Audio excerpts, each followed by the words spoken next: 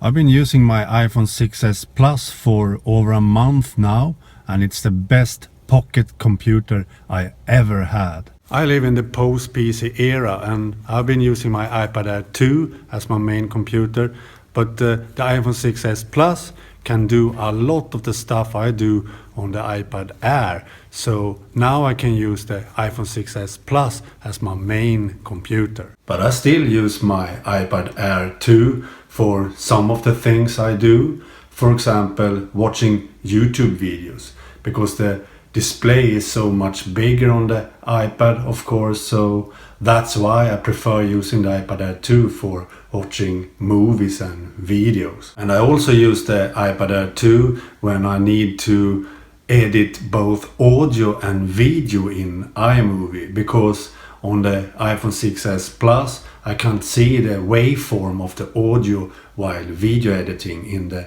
iMovie version for iPhone. So I need the iPad version of iMovie to be able to see the waveform while editing both audio and video. And I also prefer using the iPad Air 2 when editing my website. For example, doing some different theming and changing fonts and colors and a lot more on my website svartling.net. Then I need the larger display on the iPad Air 2, because the iPhone 6s Plus is not big enough to do these kinds of editing easily. But most of the time I use my iPhone 6s Plus for everything. In fact, some days I don't even pick up my iPad Air 2 from my messenger bag. In fact, I don't even charge my iPad more than once a week now. But the iPhone 6s Plus is definitely not a one-handed device. That's a fact.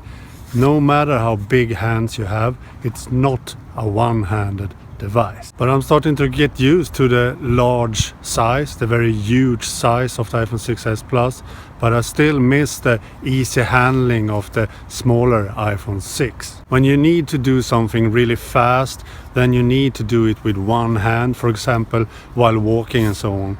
That is when I miss my iPhone 6. Such a simple task like this one, recording a vlog with iPhone 6s Plus, is much harder to do than it is with iPhone 6, because it's so much bigger to hold with one hand. But even if I started to get used to its size, I still think it's much too heavy and thick.